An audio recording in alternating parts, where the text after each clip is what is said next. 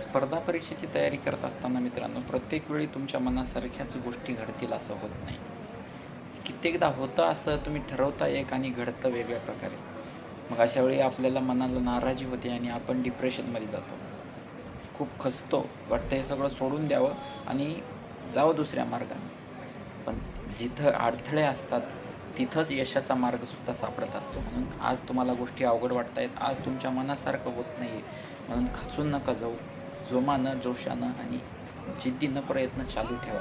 आजचा हा संघर्ष काळ तुम्हाला उद्याच्या सुवर्ण काळापर्यंत तुमच्या नक्की घेऊन जाईल. एक ना एक दिवस यशाची माळ तुमच्या गळ्यामध्ये नक्की पडेल. फक्त तुम्हाला दोनच गोष्टी करायच्या.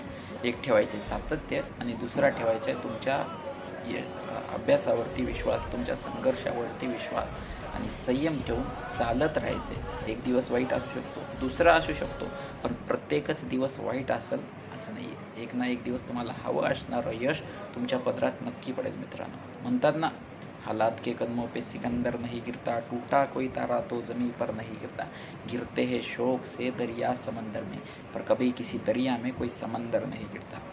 आपल्या आयुष्याच्या मार्गानं, स्वप्नाच्या मार्गानं प्रवास करत असताना संकटे येणारच, पण त्या संकटांना न घाबरता त्यांच्यावर जिद्दीनं मात करण्याची मानसिकता ठेवून सातत्यानं पुढं चालत राहणं हाच खरा यशाचा मार्ग आहे.